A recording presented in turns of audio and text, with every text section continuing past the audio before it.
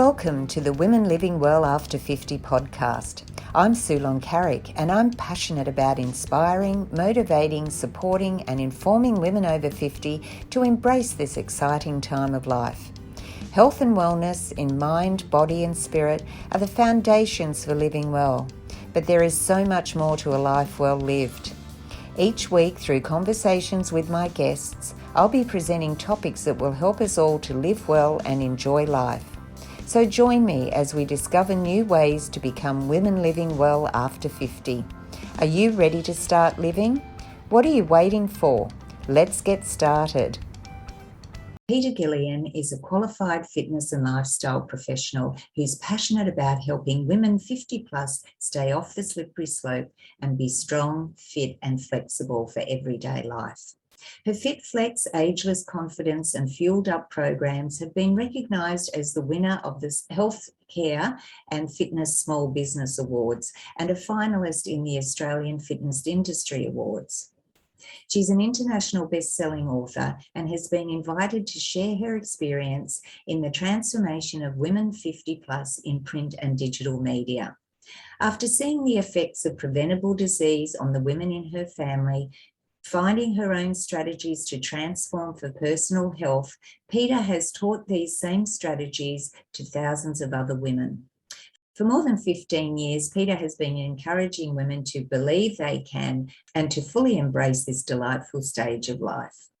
She loves skiing, hiking and travelling, self-care time, staying active and learning something new every day. So let's go and join the conversation. Hi, Peta. It's lovely to have you join me again here on the Women Living Well After 50 podcast. Hey, Sue, it's great to be here. I'm really excited. It's great to have these regular discussions going on, isn't it?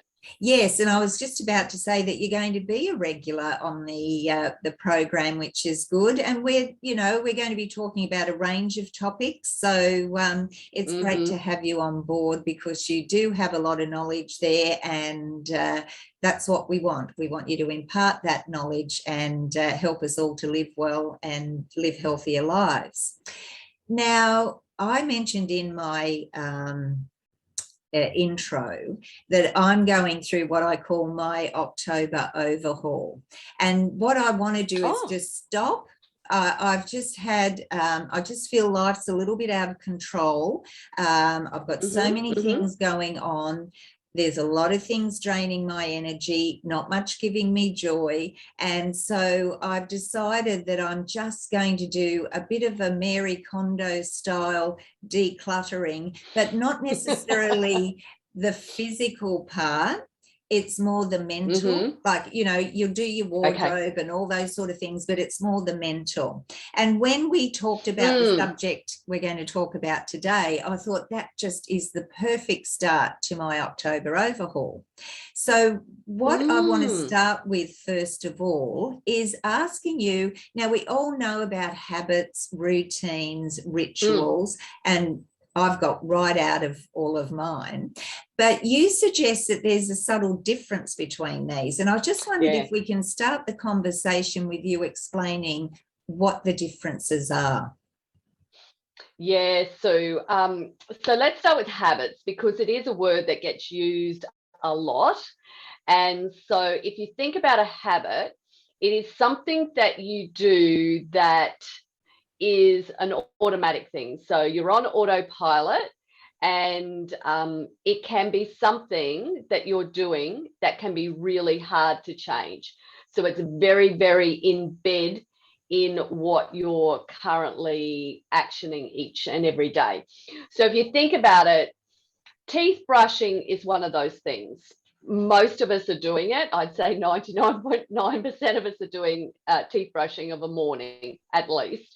And so you sort of like, you'll get out of bed, and whatever else you do before that, you will go to the bathroom and you'll clean your teeth. That's a habit because it's just ingrained. You're not really thinking about it. You're just on autopilot. So that's the first part of it, and identifying that that is a habit, because we often talk about exercise being a habit, and I really don't think that it's ever really going to be a habit. We're not really going to go on autopilot with exercise. So, which leads me to routines. So this is just like an action that you follow through on, but it's an action that can have variables to it. So if I think about exercise, I think about that as a routine that I have, because whenever I'm working, I have to be able to change that exercise routine up. So, you know, sometimes I'm exercising first thing in the morning. Sometimes I'm working out with the ladies in the studio, running a session, but then I'm actually doing my session after that. So it's not something that I'm totally on autopilot about. I'm actually consciously thinking about it. It's part of my everyday life, but it is something that has that varying degree to it. That makes sense? Yeah. Yes. Yeah. Okay. So then we have rituals. So these are the actions that you follow through that generally don't have variables. So they're the things that, so they're not a habit. So you're not on autopilot, you're consciously doing it. And you probably at the end of the day, or when you finish that task, you're going big tick, done. So there's a slight difference. So routines and rituals can be very similar, but I think one of the things that I like to do is take that item, that action, that routine that I have, and go, well, out of those things that I'm really doing, what do I want to make a ritual for me? What do I want to actually go, tick, I've done it, and I'm going to feel fantastic about myself and feel accomplished, and that I, you know, give myself that big round of applause type of thing for getting it done. Right. Yeah. And I think with a ritual as well, I think there's a bit more, what am I trying to say here? It's something extra special, I think, that you want to follow through, and it's really something that we're going to connect with, that's good for our whole being, I think. And and so that leads me to my next question. I noticed that you had, in the Strong Healthy Women community, you've produced a guide, an ebook, and it's all about creating a morning or evening routine. And I just wonder if you could say, and for me, I used to be big on this, but as I said, life's just got out of control and I've let all that go. So why create a morning or evening routine? What are the benefits of doing that? Oh, look, so I think we as women in particular, humans, we want to have a level of control in our life. And I know that a routine actually gives us that control. It helps us feel like we're in charge of whatever's going on. And particularly in this day and era, we really want to have some level of control about what's happening. I know that you can feel more peaceful. You can feel a little bit more calmer. You definitely feel more accomplished and successful when you've got a routine. And I think it's just it's a great payoff, really. And the one thing I would say about having an evening routine is that you will get a better restful sleep. And I think that us women tend not to sleep as well as we used to when we were younger. And so getting that restful sleep can really, really impact our well-being in the ongoing sense. And I think it is the number one foundation, sleep, for being well-beings. Oh, couldn't agree more, because I know, you know, my sleep's been affected lately, and it's just so hard to function when you have it, when you aren't. I mean, it's okay maybe to have the odd night where you say, oh, I haven't slept really well, but when it becomes chronic, or, you know, it's every night you're just not sleeping well, you just cannot function mentally or physically at peak, because you're just dragging yourself around. And Yeah, so sleep, I would definitely agree, is a foundation for health. Yeah, absolutely it is. And if you imagine that, you know, you might have a routine in place, but what happens is that you make some subtle adjustment to that routine and it can just all, you know, just go out the window straight away. So, you know, if your routine is that you set the alarm and when the alarm goes off, you automatically get out of bed. But there is that morning where you set the alarm and the alarm goes off, but you go, just going to snooze, and you turn it off. So you either snooze it or you totally turn it off, and you can totally miss everything that's going on that you were supposed to get to. Or what can happen is it throws out then the rest of your day. So, you know, you might have then got out of bed and ate your breakfast and had your shower and got ready for work. And so that routine that you had has now just totally destroyed that calm and peace that you were feeling when you knew that you had a routine in place. Yeah. And so you're then trying to clamor to get a better day happening for yourself.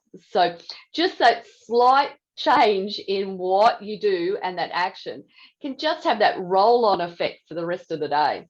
That's right. And I've often heard, you know, whatever you do, how you start your day makes your day. And I think that, you know, so a morning routine is important, and especially for a lot of women that perhaps are still working or they've still got their family, you know, life's hectic. Yeah. So they need to you can't always be spontaneous in life. It's great to have that spontaneity, but underneath it all, I think you do need that routine just to keep you grounded and to keep you on top of things. So what I would like to ask you is, go on.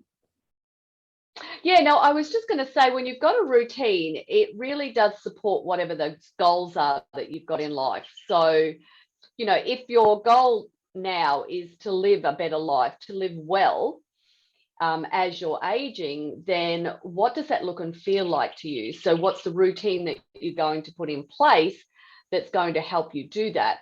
And so it supports you doing that. The other thing about a routine is you're not using as much brain power associated with it. So you do have a lot more energy. And I think you've got a lot more focus, you've got a lot more direction and intention with the day. And it means that you're being more proactive in life rather than being reactive. And I just think that you feel your best when you have a level of routine. It just feels simpler, it just feels easier. And I think it's got a comfort level there as well, hasn't it? If you are going through a little bit of a difficult time, if you can stick to your routine, you can sort of think, well, okay, I'm in a bit of a comfort area here. I know what I've got to do. I haven't got to think about it, but I'm still moving forward. So tell me, what do you think, you know, a morning routine looks like? For the average person. Well, yeah, generally let's just talk generally. You can tell me let's just yours talk as well.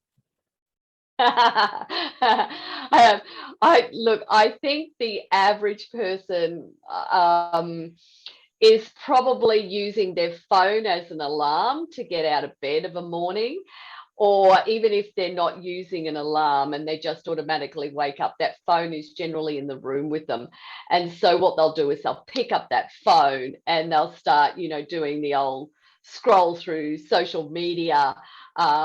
And generally, as a rule, there'll be like a cup of coffee that'll happen.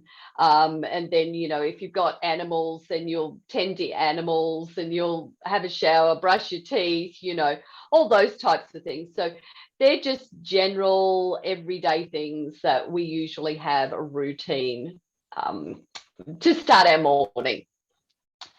So, and there certainly can be little components to that morning as well too.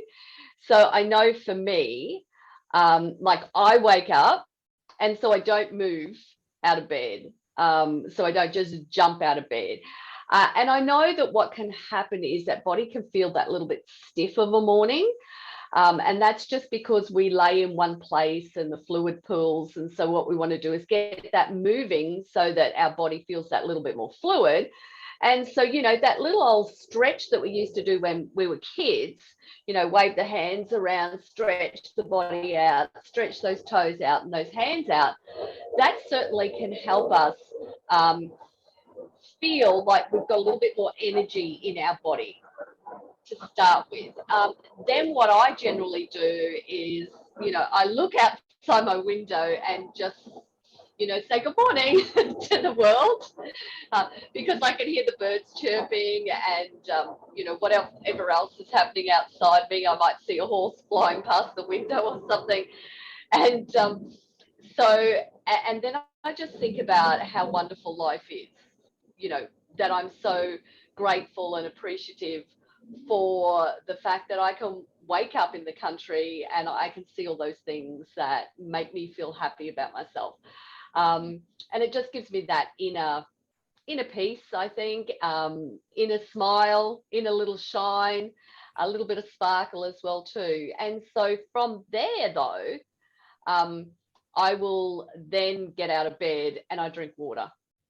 So can I just interrupt there for a minute? So yeah, up to that part of your morning, would you class that perhaps as a sort of a ritual as well? Because this is the spiritual side, I suppose, for want of a better word. You're taking your time, you're taking those few moments before the day starts just to calm yourself with your stretch, and then having that moment looking out the window, appreciating life, appreciating what's good in your life. So that would sort of be, to me, the ritual part, because a ritual to me is sort of like a religious type, in the general sense of the word. So you have that morning. Some people might get up and pray. Some people might get up and, have other form of giving thanks. So that would be the ritual part within the routine, I suppose.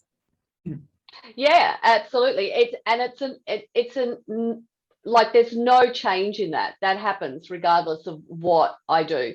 Same with the water. So when I drink the water, that happens every day, 7 days a week. So it is part of my ritual.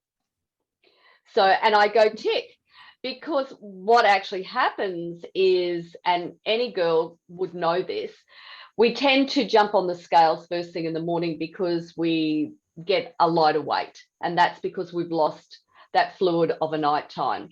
And so what we want to do is we want to slow down that aging process that's going on. So drinking water first thing in the morning is ideal. If we go for that cup of coffee or that black tea or that green tea, what they're going to do is dehydrate our body a little bit more, and we become more reliant on them. And so we don't have that normal energy flow and response that happens in our body. So really important to drink that water. And if there was one thing that I would recommend anybody change, it's drink water of a morning. Yep. Okay. So then obviously after that, you would have your normal routine of activities that you perhaps need to do or want to do before your day really gets going. Yeah, there's a few other bits and pieces, Sue, that I do. I come out to the kitchen, I squeeze lemon, put lemon in my water. That's just great for my digestive system. And then from there, I go to the bathroom and clean my teeth. That's it. I do that every single day of the week. Yeah. So from there, I then get into everything else. Yeah. And I've heard also a tip where, for those that are working or working from home, if you're working on a particular project, I think it was Christina from Kiki K. I was listening to her podcast, and what she does is if she's working on a new project or whatever, she allows, that's part of her morning routine. As soon as she gets it at her desk, before she gets into everything else, she just does half an hour or an hour on that particular project that she wants to work on, so that she's moving forward with it each day before she gets caught up in the emails and social media and all that sort of thing. Yeah, look, that's a great routine to have. I mean, for me personally, I don't have my emails open. I only open them at certain times of the day. Yeah. And so I will only action them at those times of the day as well too. So I think that comes down to knowing what your distractions are and what will take you away from what you want to do is really important as well too, because it is really easy to have something else get waved in front of us, and we Oh, go off on a tangent as opposed to the things that we want to do. that's right. So, okay, we've got our morning routine generally in place, and I'm hoping that we can perhaps get some more information from you in a link or something that I can put in the show notes with more information on that. Sure. So now let's go to the end of the day and our evening routine. What does that look like? I think that a lot of people will have an evening routine that basically says, okay, I'm going to start to prepare dinner. So it starts around that time. So as they're preparing dinner, they might, pour a glass of wine or a spirit or something along those lines and have that as they're cooking their meals. They'll eat meal, maybe sit down and watch telly or, Netflix or something like that. There could be a shower in there. And then basically maybe fall asleep in front of the TV. And then all of a sudden go, oh, I'm tired, I'll wake up, and then go to bed and then can't get back to sleep again because they've just had that snooze, that power snooze that's happened in the lounge chair. So yeah, you can also create those rituals of an evening as well too, and change that routine around so that it is much more conducive. So, just thinking about things like, well, how much time am I giving myself from when I'm going to bed to when I last eat? So that's just not your evening meal. So think about the snacks that you might have afterwards. So, you want that 3-hour window. Standing up after a meal is great to help that digestion a little bit better. So there are a lot of things that you can do. I love to get my notebook out for work, and I write down anything that I need to get done that needs to get added to that to-do list, so it's not sitting around in my head. I also like to journal. I was just seeing if it was hanging around on my desk. Oh, yes, it is. So I like to journal of a night time and just think about the day again. Always like to finish on a more positive note. And even if in the worst of days, I can always find there was something there that I can be thankful for. Now, journaling doesn't have to take a lot of time either. It is about your routine and you create what works for you. I like to then sit and do a meditation and a little bit of yoga with that. So a little bit of stretching and then head off to bed type of thing. So that's what my routine looks like. I do like watching a little bit of TV with Paul as well in amongst that. So, it's generally only an hour or so. So reading books sometimes that comes into it. So, but it's not part of the ritual that I have. No, and it's sort of like closing out the day, isn't it? You finish the day, you've got a few things that you need to do to close out the day before you can relax fully, and then having that little ritual of either journaling or quiet time before you go to bed helps you connect with yourself again, doesn't it? So you sort of, and also writing down what you've achieved during the day makes you feel good.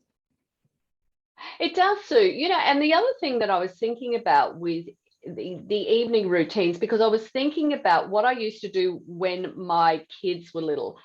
So I had twin boys, so life was always crazy hectic. And I was going through it and I went, I had, even at that stage, I had started preparing the morning of an evening. And so your better mornings will happen when you prepare it of an evening. So simple things like, okay, what's going to be for breakfast? Can I set the table before I go to bed? Just little tiny things that make life so much easier of a morning that can really make life just so much better. And I know that when you do that, you sleep better because that's off your mind as well. Yeah. And also, things like when I was going to work, I used to sort of have a look at what the weather was going to be and perhaps get my outfit ready for the next day, but also get my workout gear ready, all ready out. So I got up and all I had to do was get into my workout gear and away I go, not sort of thinking, oh, I've got to find That's right. Where's my shoes? And, oh, it's all too hard. I won't worry today. So, yeah, that evening routine of preparing for the next day really helps as well. Oh, it totally does. I always say that, morning routines are built in the evening. Yeah, that's a good one. That's a good quote. Okay, so we've talked about routine, a little bit about ritual, which we sort of feel they're closely aligned. But let's talk about habit now, because it plays a big part in our life. They're not always easy to change, let me tell you, because they're second nature and, we just find it difficult. But you've got 4 components that create a habit that you feel, so can you tell us a little bit about what those 4 components are? I would certainly say, Sue, these are not mine. BJ Fogg, if you're ever looking for a book, Tiny Habits is brilliant, and James Clear, Atomic Habits. They are great books to have a read. So if you are ever looking to change a habit, it's really good to sit down and get into the nuts and bolts of it. But basically, we have this cue or this trigger to take the action in the first place. So, and I'll go back to that alarm going off in the morning as well too. So what does that signify to you? So for me, an alarm going off, because I still work, so the alarm goes off in the morning, it says to me, okay, get up because you got to go to work because you want to get paid. It's as simple as that. Or it might be I'm going to drive past a gym on the way home from work, because that then says I'm going to do a workout. So the cue is driving past the gym, and the trigger there is that you want to do that workout. Whether you stop or not is a different story. I was just going to say, you need to actually drive into the car park and get out. Yeah, you do. Yeah, exactly. Step number 2 is the desire or the outcome. So it's like, what's your motivation? Why is it important to you? So if you think about it, what does that pay represent to me? It represents a little bit of security, a little bit of freedom, a little bit of fun, a little bit of spending, all of those things. So if I use the workout as an example, that might mean to you that you've got a better mood, that you feel healthier, that you feel fitter, stronger, or you feel satisfied with yourself, accomplished. So, it's just like, what is it that I'm going to achieve by doing this thing? Right. Number 3 is the action itself. So the thing that you actually do. So mine's like either getting out of bed or going to work or going for a workout. So in those examples that I'm talking about there. And then 4 is the reward. And I think the reward, Sue, is that one thing that really gets left off a lot. And we can put in some actual physical awards as well too, rewards. So, if I think about getting out of bed when the alarm goes off to go to work, to get paid, and having that security and everything like that, the reward is, my superannuation fund grows. So it means that I'm going to have a better retirement. And it means that I feel secure in my future. So that's a reward in itself. with the workout, your reward is your results. So what are those results that you are looking for? We do want a reward that is something that can happen immediately too, Sue, though. So when I'm talking about getting paid or building a superannuation fund, that's all long-term stuff. And so, but we as humans, we want something that's going to happen straight away. And so, what is that satisfaction that I'm going to get from going to work? What's that reward?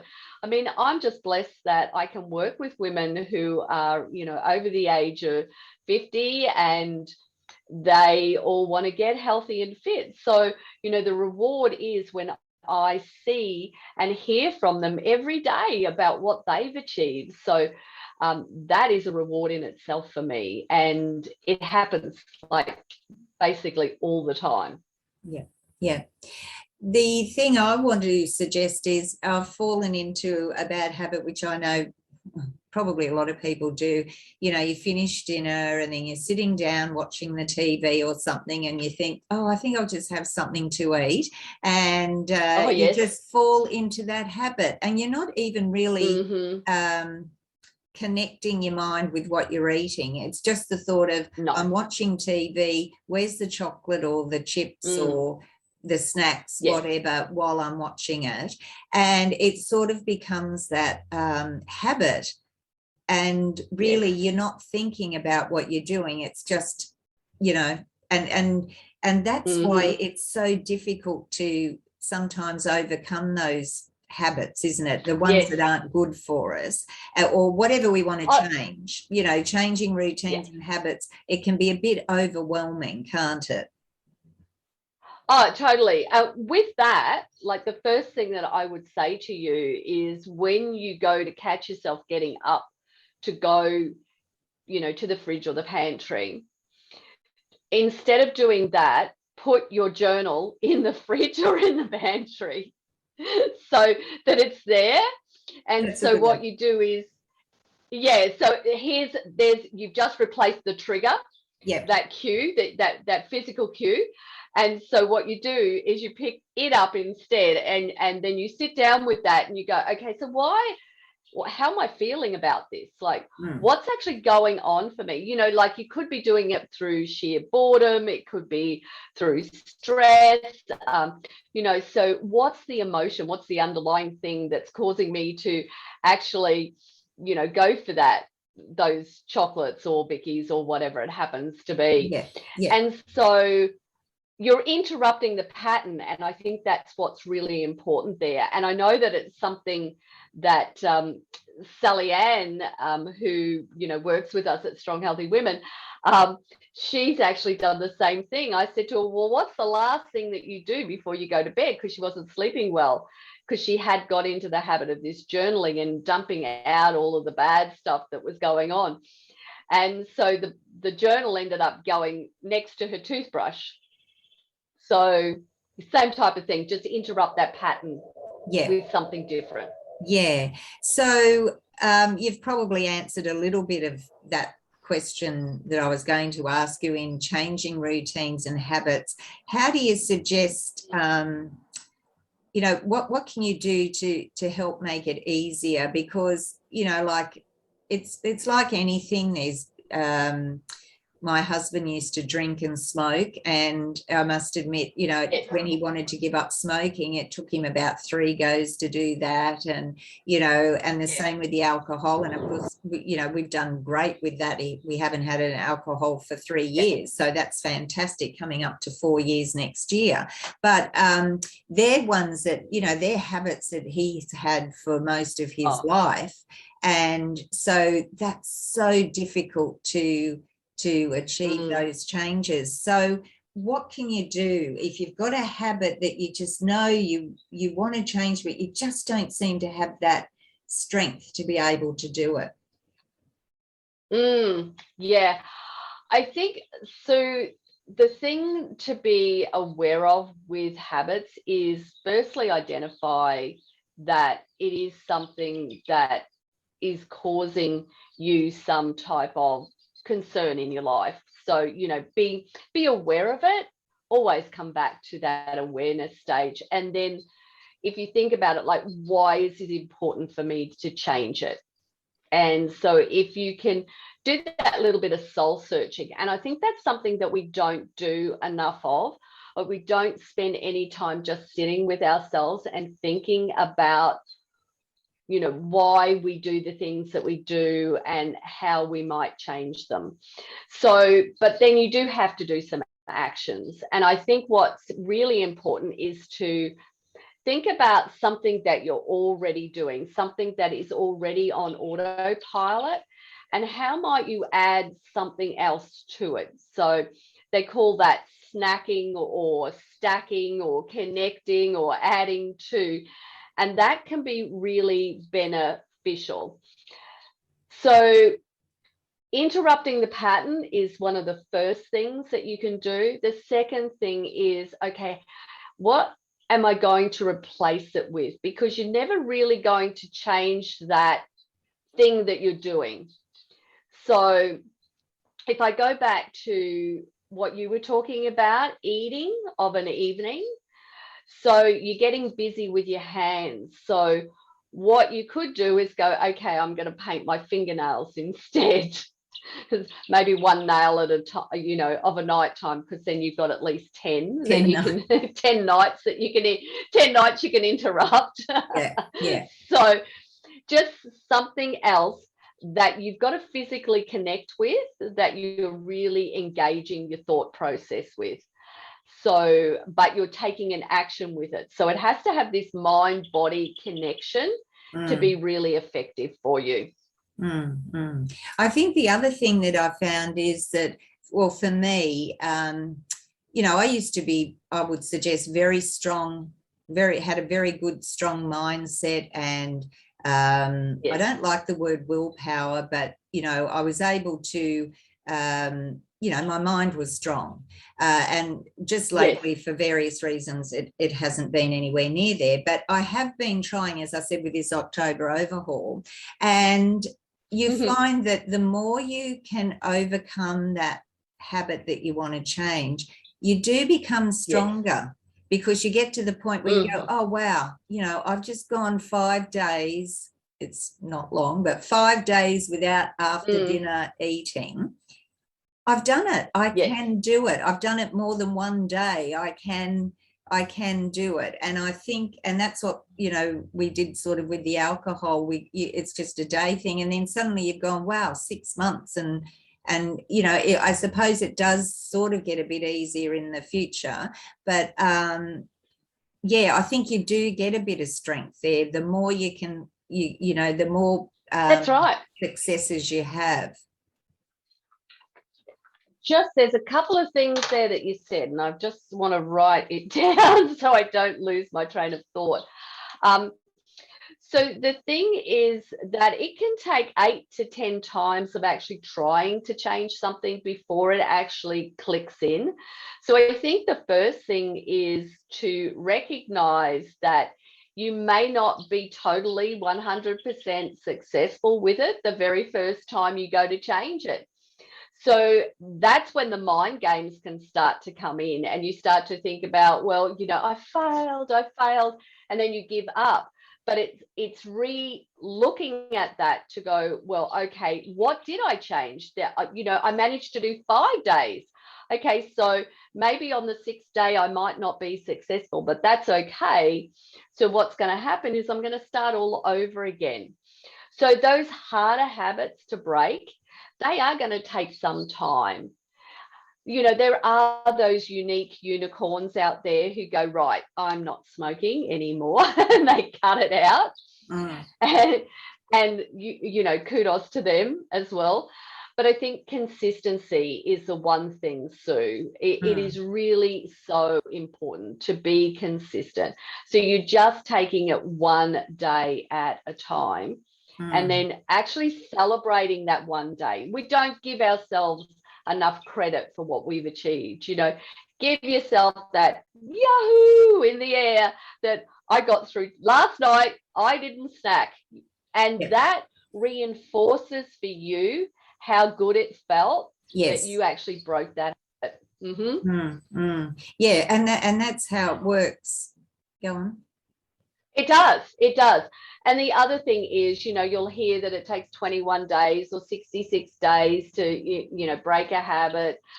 All of those things are varying depending on who you are, what you're trying to break, and what you're trying to make it this new habit out of. And so, we're unique people. And so we're not all going to be able to do it in exactly the same time frame. What we just need to do is do one step at a time, celebrate that one thing that we do, and then just keep forging forward. It is about persistency and it is about consistency. Yeah. And also, I suppose, not beating yourself up if you do fall off. But I suppose in one way you have to pull yourself up and say, well, look, you've gone off track. That's not really great. But okay, the world's not ending. I can start again right now and get back on track. So, whilst I think you need to make yourself accountable to what you're doing, and not sort of say, oh, well, I've gone off track and, make light of it. I think you have to accept that, but also then don't keep beating yourself up and being down on yourself. Just say, well, yeah, okay, I stuffed up this time, so back on track now. Yeah, I love that. I'm going to ask you a question though. When you started this, with the overhaul, did you start it on a Monday?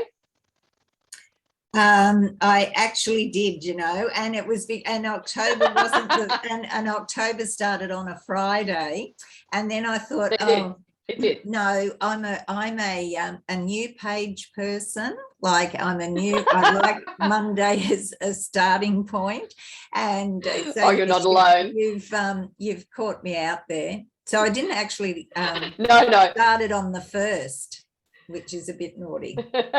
I like that, and it's so true though. We all do it. It's like, okay, I always call it the International Day of Starting Something. It's Monday. So, and I hear that so often, that I'm going to start this new thing that I'm doing. And so, and that you're going to do it, and it might be a Thursday, but you just go, I'm going to start on Monday. So you've just missed out on 3 days where you could have started, because we just see that as a fresh new week.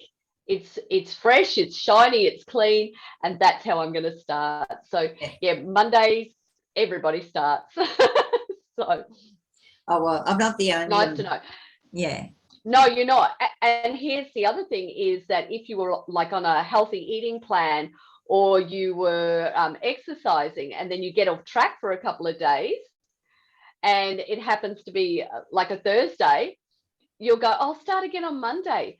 But you've just missed out on, Friday, Saturday, Sunday's worth of workouts. So, we just need to think about it. Why do I wait till Monday? I could start it right now. Yeah, it should be, I want to change, so I'm starting today, and not even worry what day it is, So no, that's right. Yeah, so that's a good point. Okay, so we've covered a lot of information today about habits and routines and rituals, and I know that it's been really good for me because I need something like this at the moment. As I said, I'm usually a strong person, but sometimes you need that support of others, or that little bit of inspiration from someone else to help spur you on and, make the changes that you need to do. So is there anything else you'd like to cover today, Peter, before we wrap up for today? I really just think, Sue, that it really is just giving yourself a little bit of grace and knowing that you are different, and that's a good thing.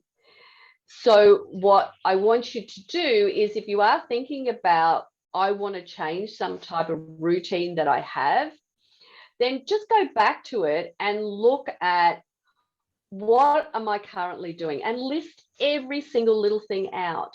Okay, and what is it that I can change just ever so slightly. And it is about small steps, always about small steps, and just being consistent, which is what you've done, Sue, with that after dinner snacking.